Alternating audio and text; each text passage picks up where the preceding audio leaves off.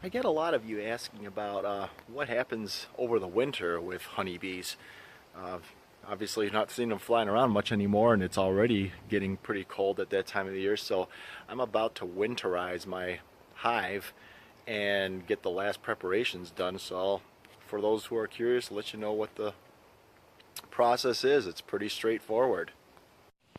So right now it's about 1:30 in the afternoon, and on a Saturday it's about 50 degrees outside. It is not what I consider ideal weather for working with the bees. It's nice and sunny, but pretty cold.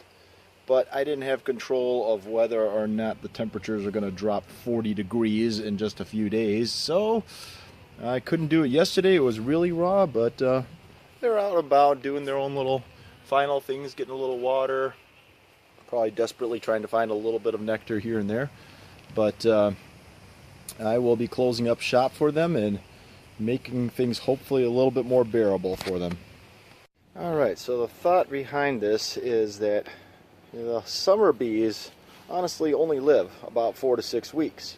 Their flight paths for getting nectar take a massive toll on their bodies. They don't live very long. But by this time of year, most of the bees that are coming out are going to be winter bees. These guys, without their flight, will live for up to 5 months. And they need a lot of honey to get themselves through this process. How much honey? Technically about up to 100 pounds. So I have 3 boxes on this thing. The lower box, this is where the brood is going to be. That's probably where they're going to cluster as the weather keeps getting colder. Up here, this is their food box. This deep box does weigh about 100 pounds. It is full of honey. I'm going to open it up to make sure that the honey is towards the center, the best frames, because they are not going to migrate out towards the sides. It's too cold in the winter, but they will cluster and hopefully have enough food there. This top super, I just put it on there for giving them something to do, and that honestly is something that will be used for harvesting right now, because yeah, they're definitely busy and filling up a lot more on the top than I thought they'd be. I thought they'd be deeper in there, so I'm gonna have a little brushing off to do. But once I get these guys set up to where there's enough food in there, I am going to, after I remove this top super, I'm going to rearrange some of the frames. I'm going to lay some newspaper on top of it and pour sugar on it to make sure that they have enough emergency food supply just in case the honey runs out.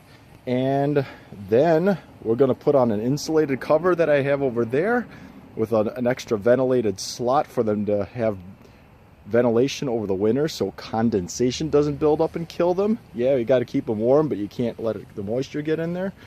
And I'm going to close up the front entrance. See how wide it is right now. A couple not so well bees up there up front. I'm going to reduce it to a tiny hole so that it traps some of the hair in and keeps mice out, and we'll go from there. But I am definitely going to get some gloves on because I bet you these girls are crabby this time of year. Yeah, so I took off the top cover and there still are a ton of bees down in here. I am thinking I'm going to have several frames of honey here to make, so I am going to use my little smoker tool. It just consists of a lot of things that can smolder well.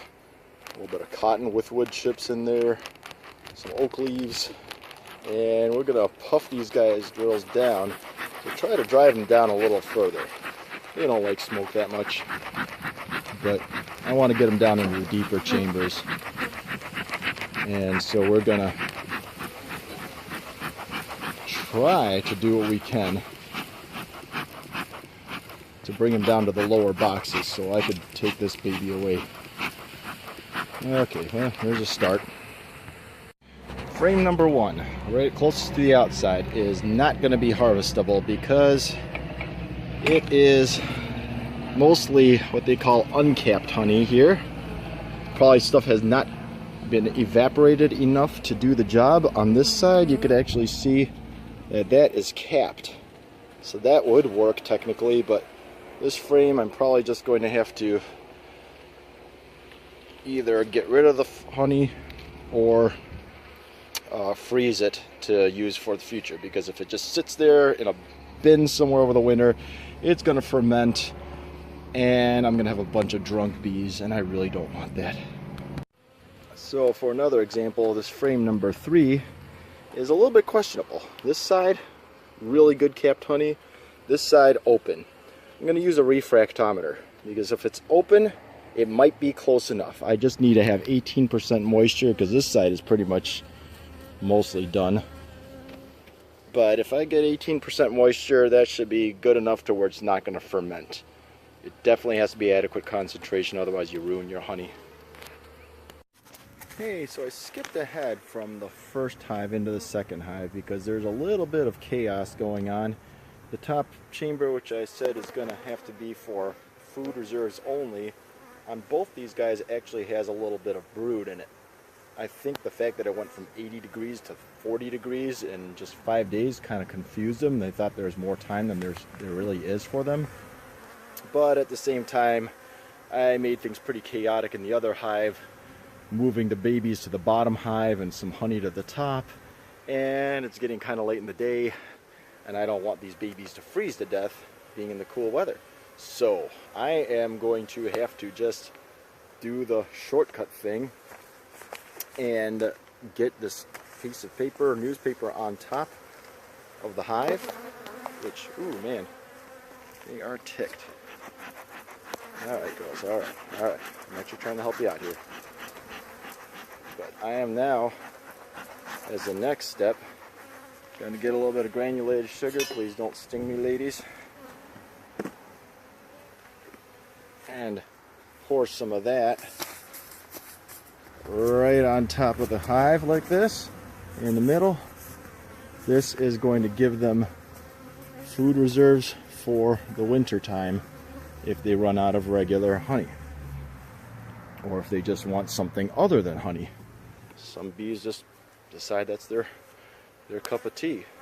So with that, then I'm going to move over, try not to get stung, to this part here, grab a little top entrance for them, put this down, try not to squash anybody.